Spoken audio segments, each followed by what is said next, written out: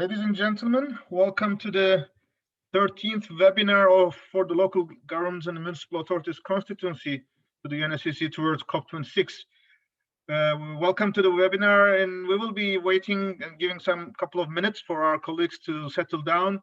So in a couple of minutes we will start. So take your time and stand by for the moment. Thank you.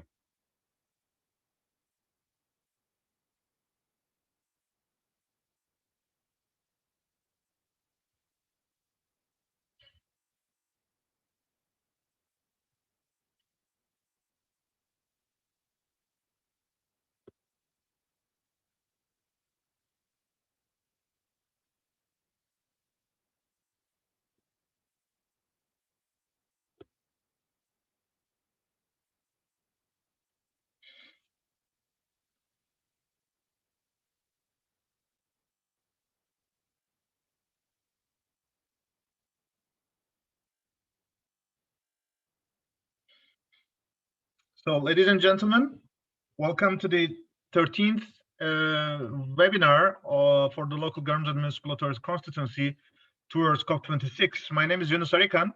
I'm the Director of Global Advocacy at ICLEI Local Governments for Sustainability, and I'm also coordinating this webinar in my capacity as the focal point of local governments and municipal authorities constituency to the UNFCCC. ICLEI has been taking this role since '95, and I personally am trying to deliver this task since 2009. Today we will have an hours of session, and our special guest includes Kristen Mosedale from the UK COP26 presidency and Duncan Booker. Duncan is already on the line. Kristen will be joining us by the half an hour. So what we would try to come off today is that I will make an introductory session. Then we will start also the inputs from Duncan on behalf of Glasgow City Council in terms of how Glasgow is preparing to welcome the global community towards COP26. And when we have time, we can have open question and answer session. But if not, when Kristen joins, we will also continue with her so that the UK government will share their plans. And then we will also have time for Q&A session with Kristen, because we believe both inputs from Duncan and Kristen are complementary. So after listening to both of their interventions, we may also be able to have additional points to discuss. During the session, this webinar is recorded. The participants are muted. And once the presentations are over, we can open the floor for participants to raise questions or provide their inputs. You can take the floor, or you can type in the chat box or in the Q&A session as well. Once again, thanks a lot for joining us. So let me continue in the rest of the session, in the sense that while why are we having these sessions? ICLEI has been convening such preparatory sessions monthly, and every year when we have the COP around November, December, we conclude with an annual session. Obviously, in the last couple of months, we have been extending because of the extended period of preparations for the Glasgow COP. We always start to have a discussion in terms of the institutional arrangements. Why are we engaged in the UNFCCC process? We track what has happened since our last sessions, and we also go to the agenda of the way forward in the next couple of weeks and months. For today, I will try to particularly have also a brief overview of how which type of modalities we used in preparations to the previous COPs, which could help us to understand the preparations for Glasgow of Glasgow and the UK COP presidency.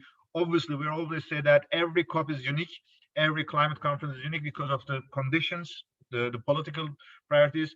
So we will try to assess this or prepare ourselves according to this reality, but the experience in the past could also give us some guidance. So why Paris Agreement is special for not just local governments, but across the world. One of the points that we are trying to underline is that the difference between the previous UN climate agreement, UNFCCC, and the Kyoto Protocol, in fact, this is definitely a new era with the Paris Agreement because of the three main changes. First of all, through the Paris Agreement, it is not anymore a responsibility of national governments. It is a multi-level, of all levels of government and multi-stakeholder action. That has been a result of the understanding that yes, climate is a global negotiation process, but the action is much more broader than national governments. And in order to succeed, in order to meet these goals, these ambitious goals, we have to mobilize all actors. The second point is that the 1.5 degree is very clearly enshrined, which means that our acceleration of action is needed because we know that we have to keep the global temperature rise below 1.5 degree goals. That is making a huge responsibility and adjust all our plans.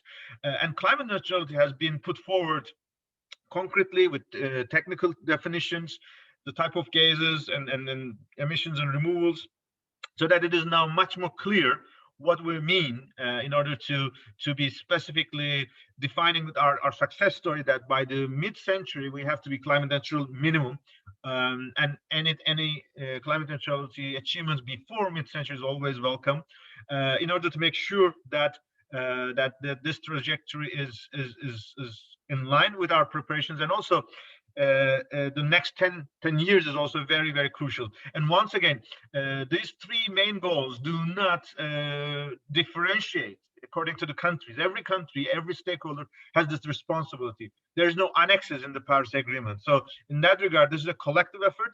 And obviously, it's also much more enabling bottom-up proposals. In that regard, what are the challenges ahead while this is opening a new era? Definitely, the one thing that is for sure, none of the nationally determined contributions that is available as of today, which is the first phase of the Paris Agreement, none of them are fit for Paris Agreement.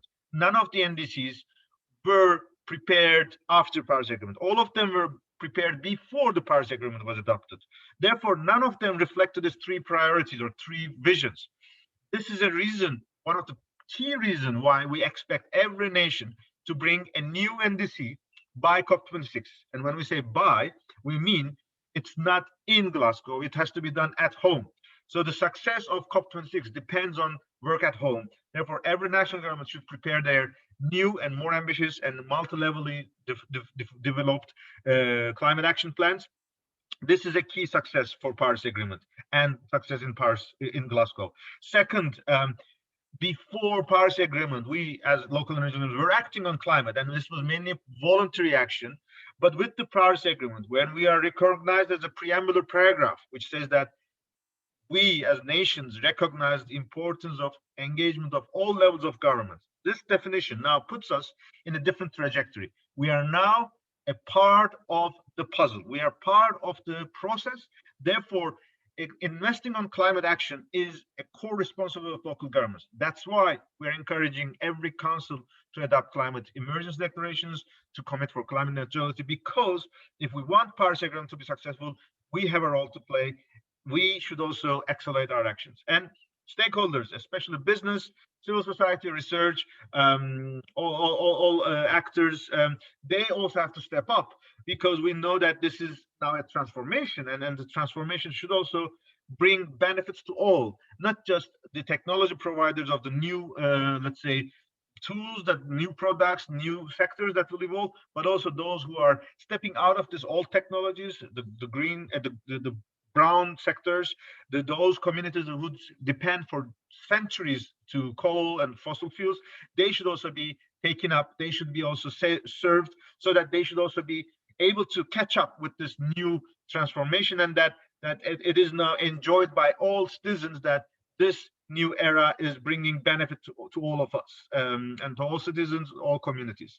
So these are the priorities, and these are the key issues in the Paris Agreement.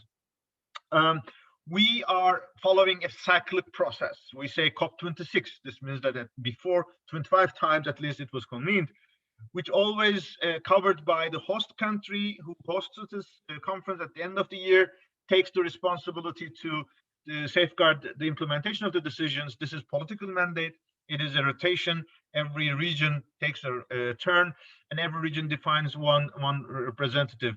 As of COP25, which concluded in Madrid in 2019. This is done by Chilean government. Chile is now recognized as the country who is serving the longest or being a COP president.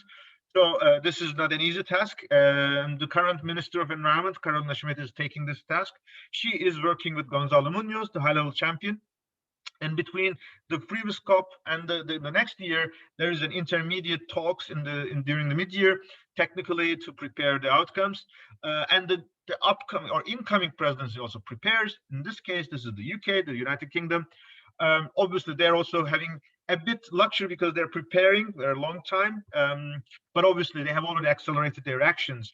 Every webinar, monthly webinar, we update this chart to show who is who. Obviously, Alok Sharma is now have been full-time now president designate, part of the cabinet of the UK government. This gives him more responsibility and opportunity to interact with the national governments and other stakeholders. He has his advisors on finance, on adaptation and climate action. And UK government also assigned regional ambassadors. UK government in preparations also expanded this process because they would like to achieve the most inclusive COP ever convened. That's their goal. We welcome this ambition. Therefore, they have created numerous engagement bodies, councils. The first one was in May last year. That it was a Friends of COP, friends that are directly interacting with Alok Sharma. And this includes a local leader, Mayor of Los Angeles, Eric Garcetti, also in his capacity as the C40 chair, is part of this group. Other than Friends of COP, we have, UK government has created Cities and Regions Advisory Council for the UK cities, metropolitan governments. They are meeting regularly. They also have a devolved administration ministerial advisory council that is particularly for the devolved administrations in the UK, which is defined as England, Wales, Northern Ireland, and Scotland. They also have a civil society and youth advisory council. This is not just for the UK civil society, but also across the world. In my capacity as LGMA, but also as ICLEI, I'm invited to this committee or council. Obviously, neither ICLEI nor local governments are members of civil society. I'm personally not youth, but sharing our experience and interacting with the presidency is always helpful. Therefore, I'm also delighted to join this group as well. So this is giving the atmosphere of how diverse the themes, and we also know there are a number of priority topics that we will discuss later on to undertake. For us, since Madrid, we have defined our vision that we want Glasgow to be the multi-level action COP. We want to make sure the spirit of Paris Agreement is reflected both to the NDCs, but also the way COPs are convened.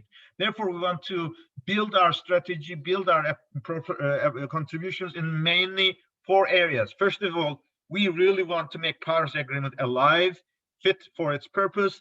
This has to come through 2 processes. One, we as homework, as local and regional governments, have to deliver our homework. And for many years, we have been elevating our commitments, but we are delighted that champions have also created new opportunities. We have a race to zero on climate neutrality by ambitious climate neutrality, let's say trajectories by 2030, and race to resilience just kicked off. So in the next couple of days and weeks, there will be more efforts from the networks who are running these processes. There are already hundreds of cities involved in this process, but we want to make sure all the commitments are documented, tracking, and delivering results and actions. There is also a new process called breakthroughs. This is particularly combining the ambitious targets, but also transformative sectors.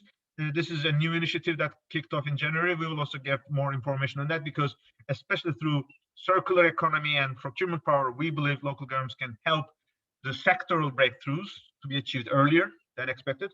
An important part of the Paris Agreement, the new, hopefully ambitious, and hopefully developed multi-level collaboration and vertically integrated NDCs. In that regard, we are seeing numerous examples. The NDC partnership has helped a number of parties, such as Peru, Dominican Republic, where ICLEI also provided inputs. They have brought their new NDCs, and it particularly refers local and regional governments as a key actor. We have seen Chile, Rwanda also bringing ambitious mechanisms into their NDCs. We are expecting new NDCs like Korea, Japan, which last year have elevated their commitments to climate neutrality because their local and regional governments were so many and ambitiously adopting those 2050 targets so that national government could also easily build upon that.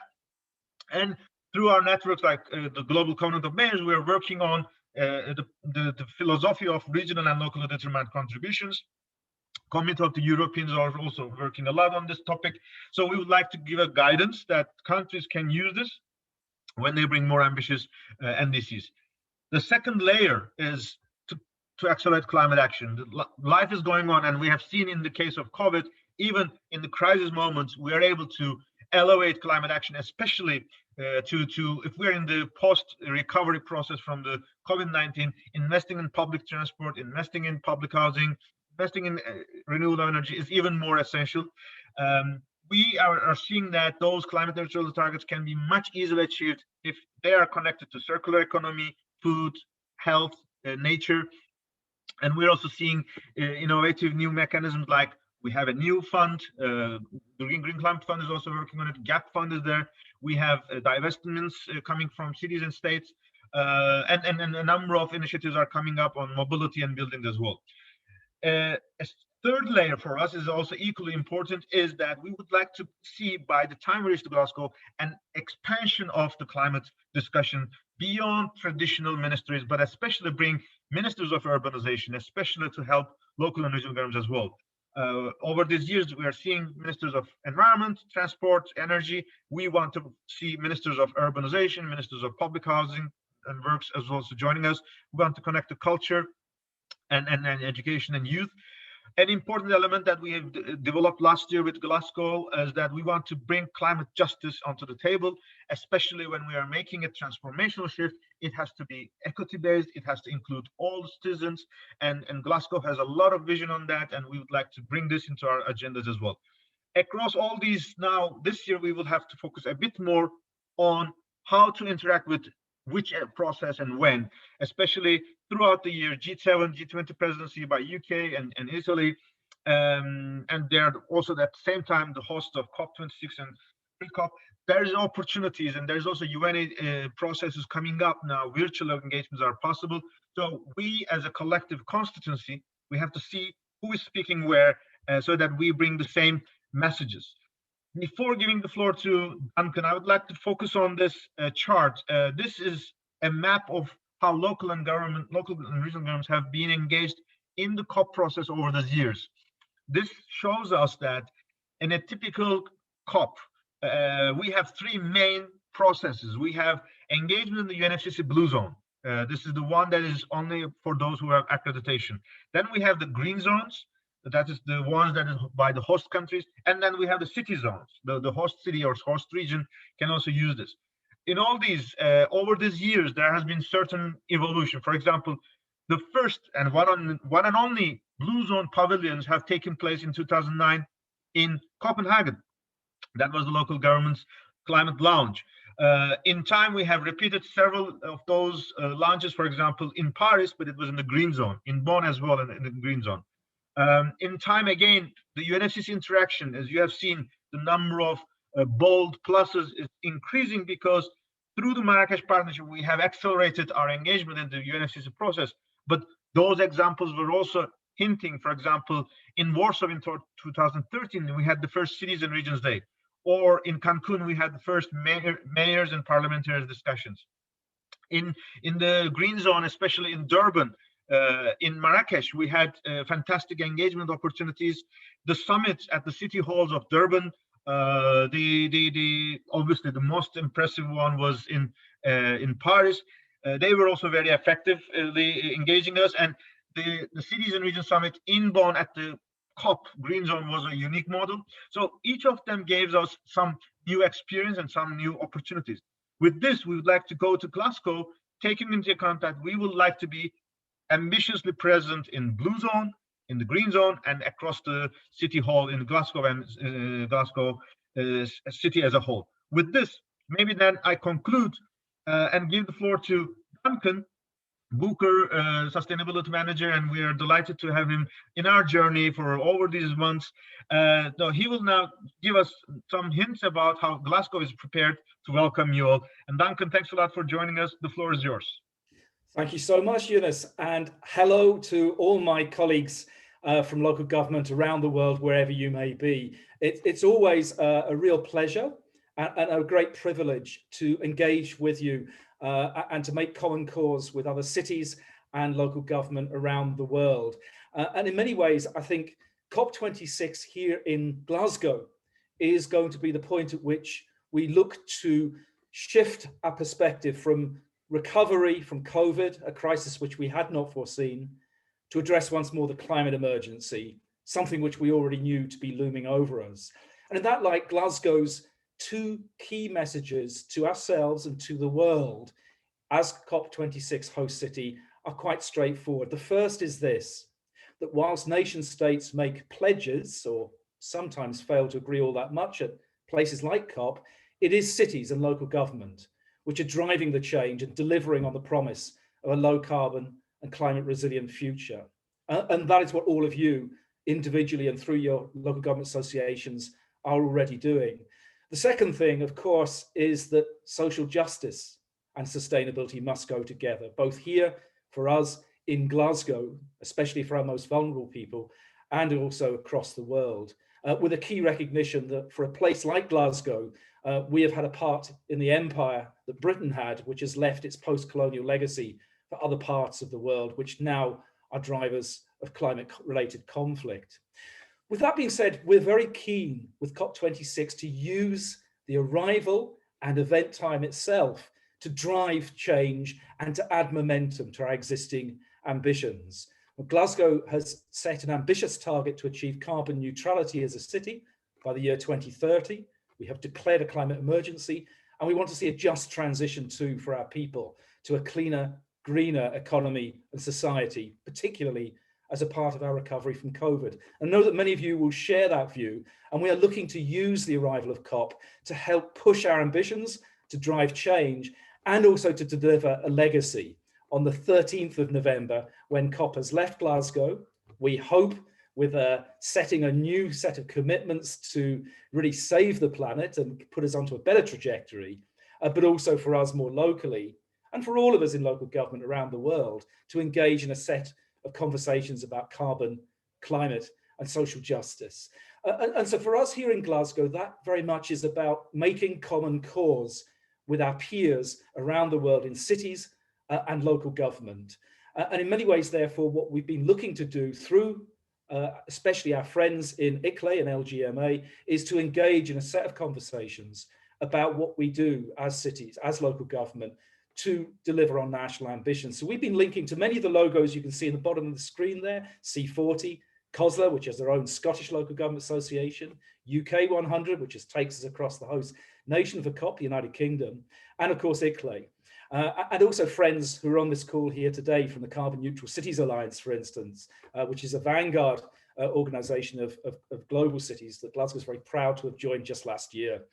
And we're looking to welcome those cities in a debate, in a policy conversation here in Glasgow during COP26, but also, of course, through digital platforms at our hope, at some point in person, to actually think about what we're trying to do for carbon and climate.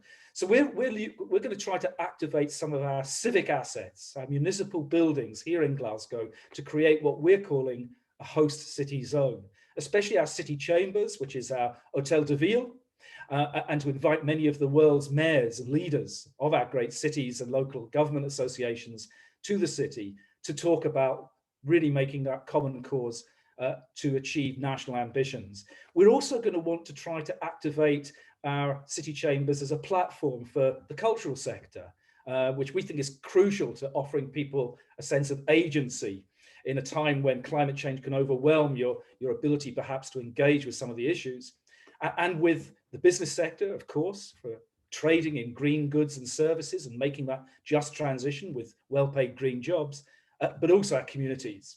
Above all else, to have an engaged conversation with our people wherever they may find themselves in their diverse neighborhoods across our city and across the places where you come from and represent. So there's going to be real opportunities there in Glasgow to go alongside what will happen in the blue and the green zones, the formal part of COP26 and all previous COPs, which Christine will tell you more about when she gives her presentation. But we really want to activate a host city feel so that you know you're in a place called Glasgow, in a nation called Scotland and the United Kingdom, and those place-based solutions to the climate challenges we face are, we know, going to be really significant. And we want to prove that point here in Glasgow when you come here, I hope in person in November.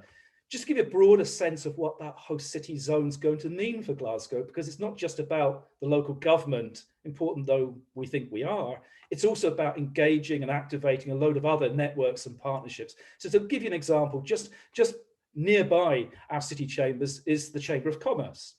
We will want to engage with our business friends and colleagues from Glaswegian and Scottish businesses to encourage them to become greener and to sell their green goods and services to the world.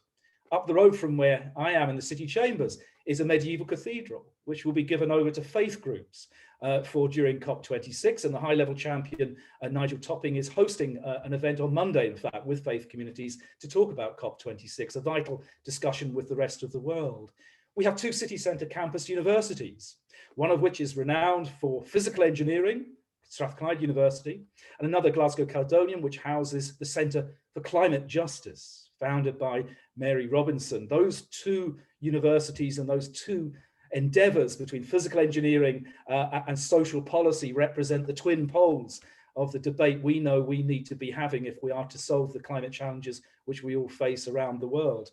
We also have a set of cultural institutions in the city that we're going to try to activate as well, to give people a sense of welcome and to give people a sense of meaning and participation in what we're doing, because we're very mindful that COP needs to engage with our communities in their neighbourhoods. And I'm sure that's something you share wherever you may be in the world. Just a couple of final points I'll make. First of all, we're really keen that at the end of COP26 in Glasgow, on the 13th of November, we do see enhanced momentum for the things we knew we already wanted to do, that we achieve a legacy, including potentially a legacy of supporting the UK's presidency as COP27 moves on to the continent of Africa, in a nation and a city yet to be decided, with all that means in terms of the post-colonial legacy I mentioned earlier. The other thing we want to see is that the job of cities, the job of local government in delivering on those ambitions, in driving earlier change for national targets, is what we continue to do. And if we can use our arrival here in Glasgow, be that virtually through a medium such as this one, or I hope when I welcome you in person to our city chambers, as I've done with Yunus before, then we will be able to foster that conversation that takes us forward.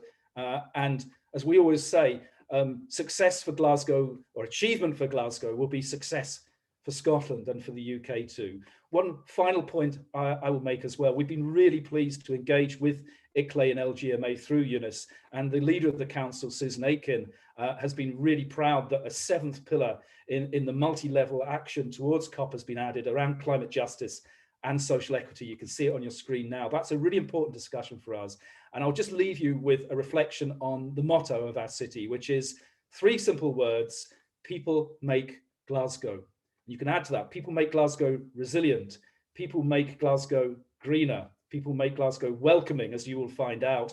And I know that that issue about engaging with our communities, making COP meaningful for our people, ensuring that we deliver social justice and a climate resilient future and a high urban quality of life, is at the heart of what we want to do in Glasgow as host city, what I know many of you around the world will want to do as well for the places you serve and represent. So thank you for listening. Happy to take questions, and over to you, Yunus. Thank you, Duncan. It's really, we are really happy for Glasgow as being the host city, which you can see now, both the vision from that you listened from Duncan, but also reflecting all elements of our, throughout the year, our vision of what to bring to Glasgow, from climate neutrality, one of the most ambitious is to reach to the scope in 2030, to circular economy, from climate justice to finance and reaching out to different stakeholders. I think Glasgow will be one of the perfect hosts across the whole history of the COPs. Therefore, we will be looking forward to working with you to make it a success as such. And I'm just now showing once again, What you listened from Duncan is particularly the yellow box at the end, which includes numerous events throughout the 2 weeks across different spaces in Glasgow, which will also hopefully have an element of a multi-level action summit at the Glasgow City Chambers. In that regard, we're also discussing closely with Scottish government. We'd like to build upon the tradition that we have been having over those years, that this time it will be a summit where both cities and regions will be having their space, maybe extending from 1 day to 2 days, depending on the physical conditions, which will be shaping in a couple of weeks, depending on the conditions. At the moment, we would not refer anything on the blue zone yet, because it is neither my, as ICLEI, nor Duncan's responsibility, nor UK at the moment. We will be waiting for the next 2 weeks, I guess, because by the end of this month, we're expecting some announcements from the UK, the presidency and the bureau, that they will define how this virtually led negotiations will also reflect into the planning of Glasgow COP. We, as from our side, are expecting a hybrid process, which means we may be physically there, but majority of participants will still be engaged via virtual opportunities. But to the extent, the timing, we'll see. I'm still waiting Kristen to join us, but in the chat box, I see 2 points raised by our colleagues. Let me read out loud, and then some of them will also apply to Duncan. Maybe Duncan can take his time. The first question is from Veronica Arias, is particularly for the UK call for expressions of interest by 5th of March. Therefore, Veronica, let's leave it. Let's park this question because that's not a mandate of Duncan. Let's listen to Kristen first, and then she will respond to that. We have a colleague, I think her or his surname is Bayer. A question is that we're currently working on a project around lessons learned from MGSDP, cross-institutional resilience management in Glasgow. Duncan, you can refer to it. It is pioneering in this field, and I'm wondering through ICLEI there could be an opportunity on the COP26 to exchange with others. Duncan, please guide us the project, and why not? Please go ahead. I'll just say a couple of things if I can as well about what you were just saying, Yunus, about opportunities to engage in Glasgow. Let's hope we're all here in person. Christine will say more about that, and we'll find out maybe by the end of March the assessment by the UK government presidency. But certainly we are saying that we want to welcome the mayors of the world to Glasgow during COP26. Now, we know that there will be a day on cities and the built environment in the blue zone. And so we think that perhaps for 2 or 3 nights, mayors will come to the city, and we know they won't be here for the whole of COP.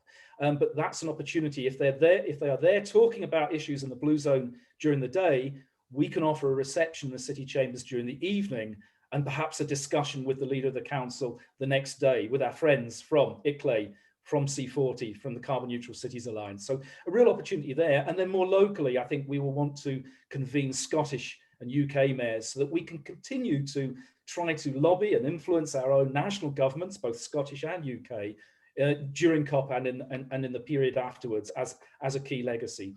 Moving on to my colleague, Sophie, an MGSDP, if it's what I think it is, it stands for the Metropolitan Glasgow Strategic Drainage Partnership.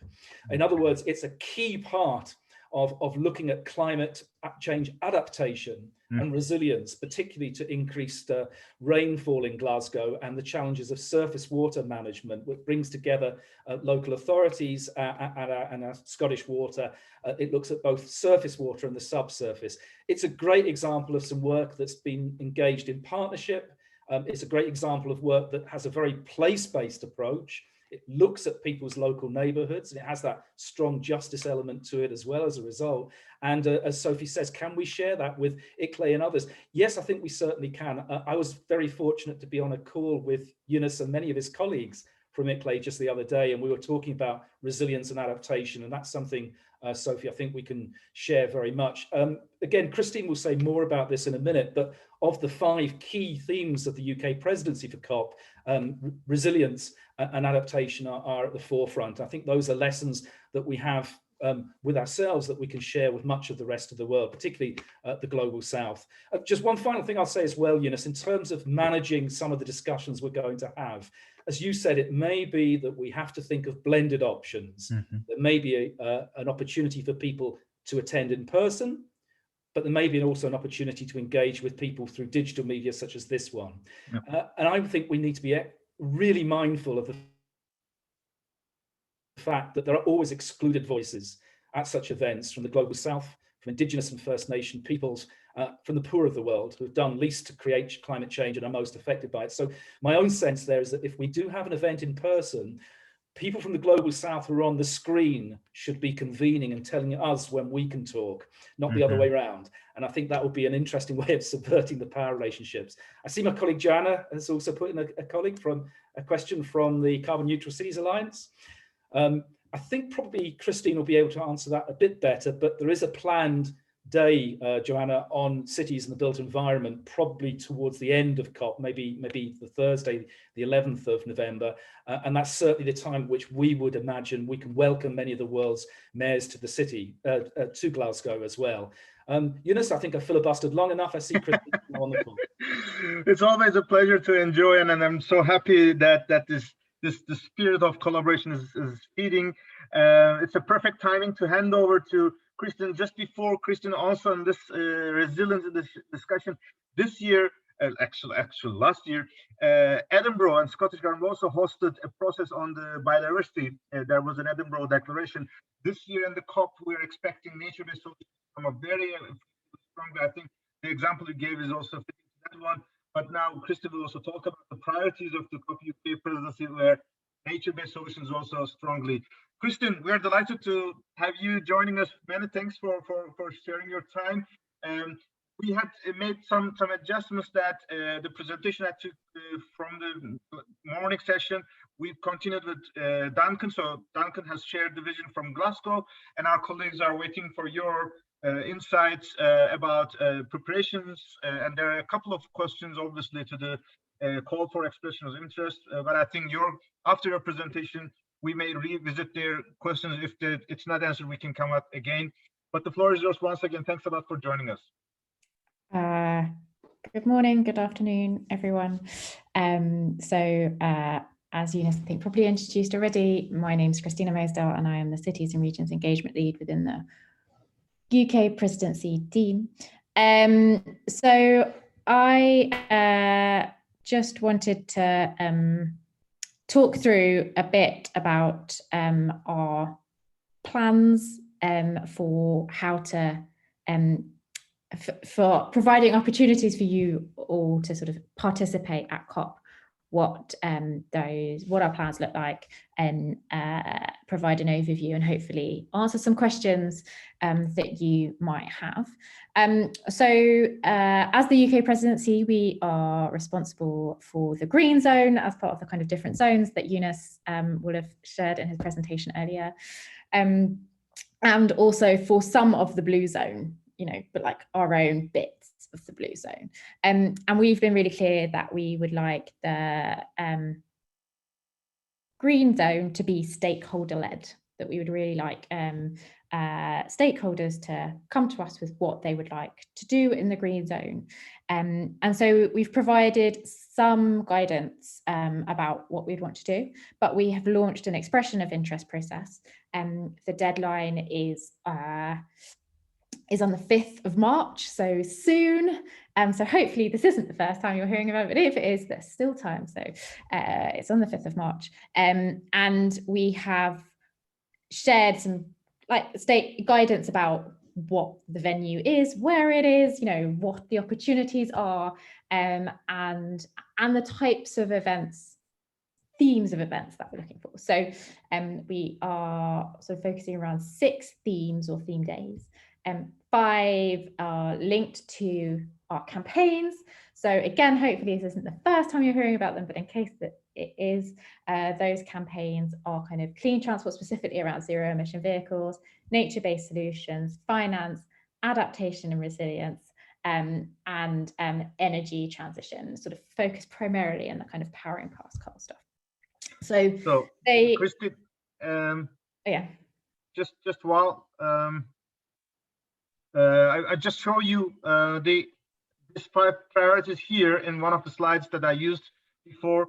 So we can also share the document that you have provided before. We can circulate to our partners who are attending this call as well. Adaptation and resilience, as you see here, nature, energy transition, clean road transport and finances. +1 is cities and built environment, I guess, for the pavilion planning. And then exactly. So there are sort of 6 themes for sort of events and days at COP itself. 5 are based on our campaigns. And then, as Yunus said, there's a 6th. It's called the cities and built environments, cities and buildings day. And so we'd really love to encourage lots of applications from the LGMA community on what you would like to do with that day. So I think, but you're not limited, should just be clear, you're not limited to the Cities and Built Environment Day. So if you have this really great event idea about clean transport and encouraging greater take-up of zero emission vehicles, but it's kind of related still to local government or whatever, then please do feel free to apply for an event under that. And the application form largely just asks you to tick which one most closely aligns with the event that you want to do, so that we can sort of sift it and look at it alongside others that want to do events around that type of theme. Sort of helps us manage the applications and helps us group them together. If in doubt, for this community, I would recommend you put the Cities and Built Environment Day. So if you're kind of like, well, actually, we've got quite an overarching one that doesn't fit very neatly into any one thing, then, do kind of tick the sort of Cities and Built Environment box. So that's, sort of completely open EOI process. There are some criteria linked to being able to kind of host events. For individual cities, local governments that wanted to host an event and be the host in their own right, we are requiring that they are kind of members or will be members of the Race to Zero by the time it comes. But that doesn't apply to kind of networks or anything like that. And if you kind of are planning on collaborating with another city that is hosting, and they are, then that's it. If you know what I mean. So there's sort of different ones. So it applies to the host themselves as individual cities, and then obviously doesn't apply to networks, etc. So it's really open. I would really encourage you to think about sort of collaboration and different partners that you can collaborate with. We are being really open, but we're expecting a lot of interest, and there's actually only so much space. So in practice, opportunities are relatively limited. Like, to us, they seem like quite a lot, but when sort of scaled out to all those that are interested, there's quite a lot. So opportunities are limited. So do consider collaborating with other organisations or other cities, etc., so that you can, so you just have a slightly stronger bid by making sure that it is a collaborative proposal. Do follow and read the guidance that gives you advice about the other types of things that we're looking for in terms of we would like to look at sort of inclusive proposals in terms of the participants that are thinking about participating, that we're quite focused on making sure that there is a platform and stuff provided to sort of those that are most impacted by climate change, not just geographically in terms of sort of certain countries, but also just, like women and stuff, like there's certain inequalities that are also, there's the climate justice stuff, but the inequalities where some people are more impacted by climate change. All of those kind of things are things that we're taking into consideration. So as far as possible, we have put all of those types of things in the guidance. So I would really recommend that you give it a read.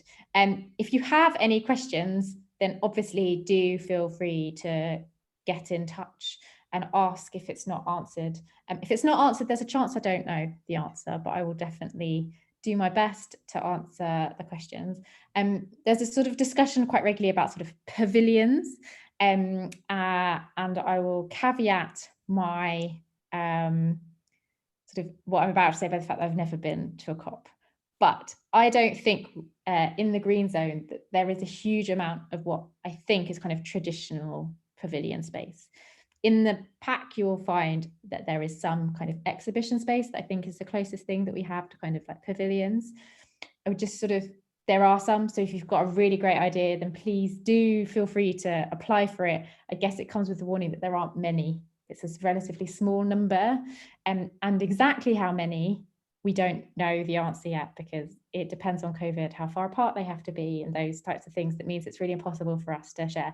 But overall, there are only a small number. So kind of do just bear that in mind if that's kind of the only thing that you're kind of going for and that's what you really, really want. If it is all you want, and if it were to say no and you don't want anything else, then obviously great. But just kind of bear that in mind when you are doing your proposal. And otherwise, I think they're sort of the main things. These themes are designed to kind of bring together the activities that we are doing in the green zone, plus the sort of activities that the presidency is managing in the blue zone. That's kind of like one thing that we want it to feel like it's all connected, etc., and it coheres. So that's kind of the themes, and I think that's probably it for the general overview. Just to say, in terms of calendar and timings, it is highly likely to be towards the end of the second week. So the calendar hasn't been settled yet, but I would broadly expect it to be towards the end of the second week, in case that helps people with planning and just thinking about whether that works for them or not. And I am I work really closely with my counterparts in the Climate Champions team. And so, the sort of plans for the action zone are maybe not as far progressed as sort of our plans for the blue, like the green and blue zone, our plans, but the fact that we've launched an expression of interest process, etc. But obviously we are very aware that it's a lot of the same stakeholders who'd be engaged in kind of those types of activities. So we will actively kind of consider how they fit together and how what that means, and to try and make sure that that works for as many people as possible and as much as we can. I think that's it. Excellent. Thanks a lot, Kristen. I think some of the questions submitted by our colleagues in today's call would have been answered by your presentation, as far as I can imagine. But if there's still need, we can have the time for additional points. A couple of, let's say, complementary remarks from my side. I think this issue that because of the interest and because of the importance, as ICLEI, we would encourage, if you look at this chart, we want this COP to be one of the most impressive COPs. So we want to be present as constituency at every, let's say, possible location. So therefore, we would like to make sure there is in the blue zone, a pavilion, and that has risks. It risks in terms of being able to reserve financially, and also relation to the rest of the access, because not everyone can enter to the blue zone. We encourage a pavilion in the green zone if possible. That would give more opportunities.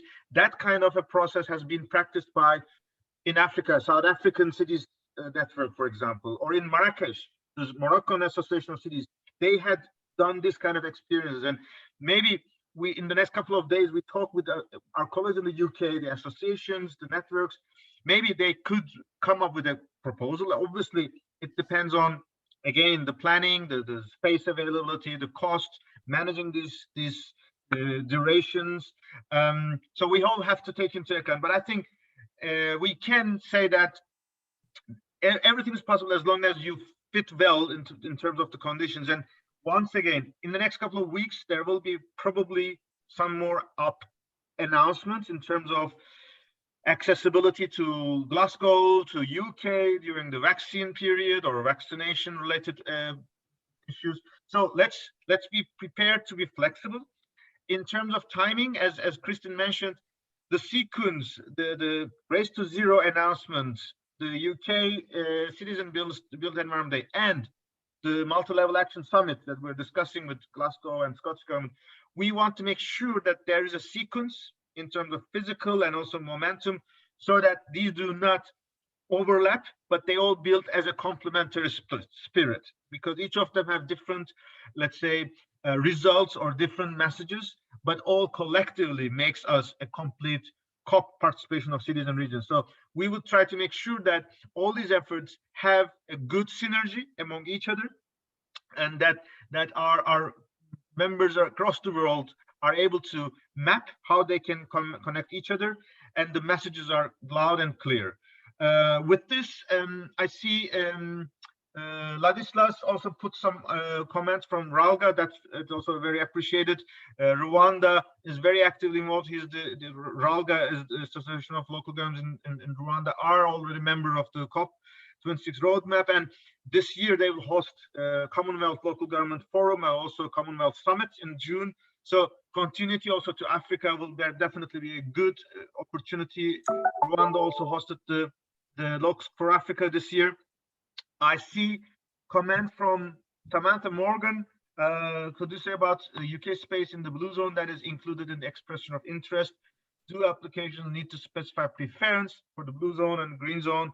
Kristen, you may wish to respond to that. And there's one point from Helen, where does the breakthroughs? So I saw those points. Breakthroughs is an initiative of the champions. Helen, we can share more updates later on that. It's the new evolving process.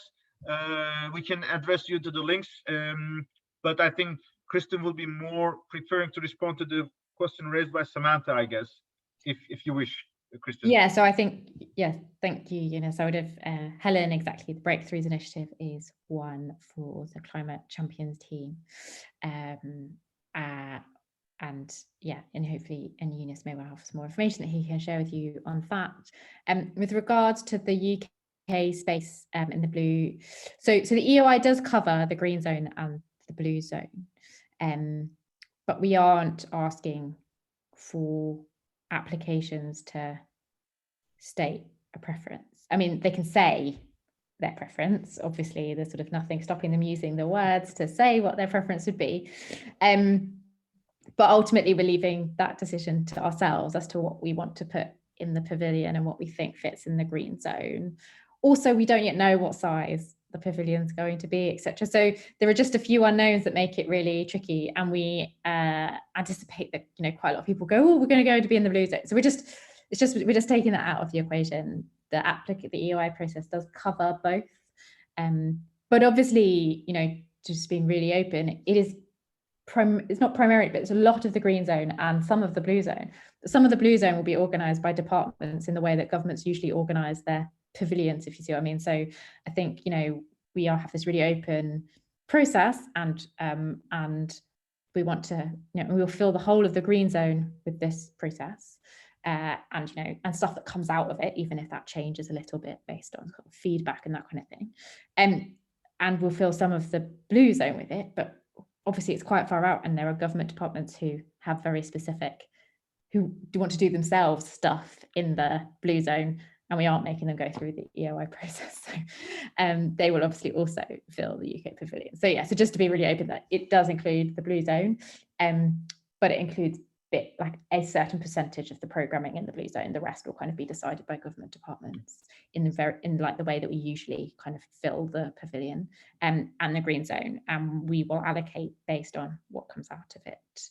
And if people have preferences, then I said, please do feel free to include it in your application, but we're not kind of asking for it.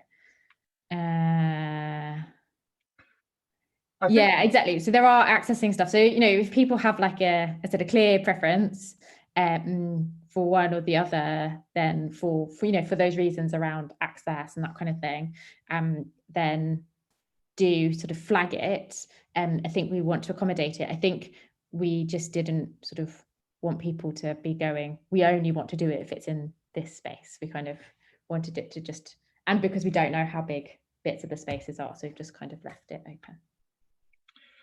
Exactly, and just again on the blue zone, as Kristen mentioned, this is UK government-led blue zone space, and there is other governments, or there are other partners. For example, EU always has hosted a reserved space for the cities and local governments, especially with the GCOM Day.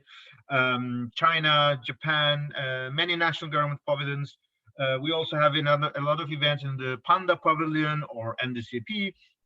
And hopefully this year we will have an LGMA pavilion as well. So This is still in the working. Obviously, having an event in the UK pavilion, Blue Zone, is also very prestigious. We would wish to see as much as possible LGMA relevant events, but it's work in progress, and let's see how we'll be advancing in the next couple of weeks. If you allow me, Kristen and Duncan, if you have time, feel free to stay with us. I will reserve a couple of more minutes for the calendar in the next couple of weeks, so that our colleagues could have some more understanding of what to expect.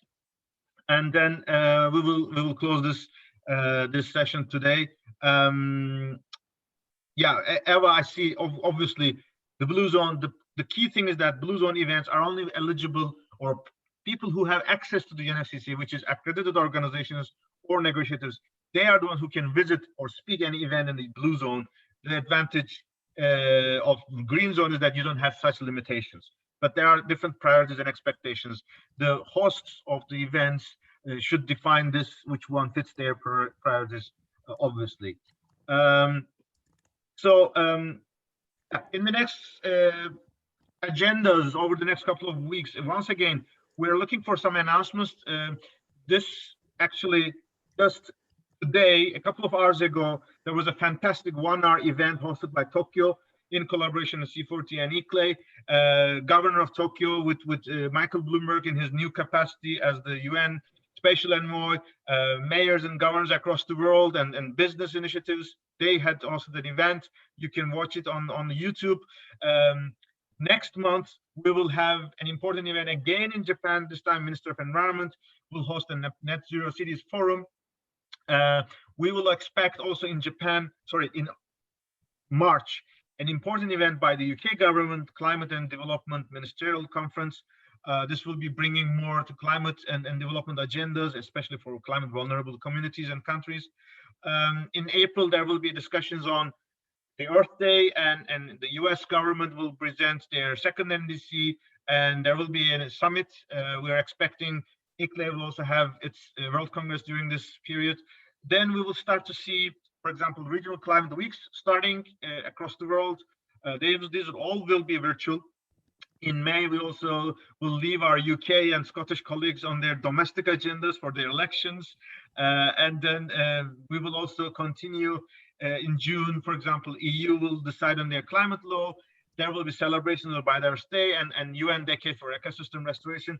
G7, UK will host heads of state in June. G20 Climate Minister will be in July. And September will be also the time where we have the UN General Assembly, the Food Summit, the Energy Summit, also in Germany, federal elections, which will also influence the EU politics as well, I guess. G20 heads of state will meet a couple of days before the start of COP in Glasgow. So the coordination from Rome to Glasgow, I think heads of state and the delegations will have discussions on that. Biodiversity Summit is expected in second half of the October, and we will see also, of course, in October, we will have a number of events in Urban October traditionally. With this, maybe we could recall that feel free to visit the website of cities and regions, where is the home for the COP26 and LGMA related events. While sharing you the links of this webinar, we will present also a bit more visualization of what to expect in the Blue Zone, Green Zone, and Glasgow Zone, as like being inspired with the information we received today. That can give you some more ideas about how to expect or how to plan. This could be a response to Joanna. Definitely, you will share the links tomorrow. There is a question from Helen Silville. Is there likely to be a cinema library event, online platform to share, like Climate Adaptation Summit? In fact, Glasgow Scottish Environment Exhibition Centre is fantastic with a planetarium or an IMAX. In the guidance document, you can see these facilities that you can define whether you want to host events like there. While sending you the links for this webinar, we will send you once again the guidance from the UK government that gives the details of that. Obviously, some events would be hosted, better to be hosted there, and it's the UK government to choose which one and when. So there are opportunities to organize things like that. I was wondering, maybe we should start to conclude today's session. Any additional closing remarks from Christine? Duncan, would you like to add some closing remarks that you want to highlight, or? Only that I look forward to welcoming everyone to Glasgow, whether it's at COP26 or afterwards. Please come to my city and engage in a conversation about carbon and climate. We look forward to working with you. Fantastic. And just to say, please do apply. It would be really great to see lots of events and lots of excitement from the community, to sort of interest and enthusiasm from the community to put on stuff at COP. And so hopefully I will read a number of your applications. So I think that was it. And then just to say, there is a sort of a link to the guidance in case you haven't come across it. I think Yunus might share it again sort of afterwards. But yeah, thanks very much all. Definitely. Thanks to all of you, Christine and Duncan. We wish you the best of luck. Definitely, you will be very busy over the next couple of days and weeks, and we are here to support you, and we are delighted to have your support to us as well. It's a privilege to have this kind of relation with you.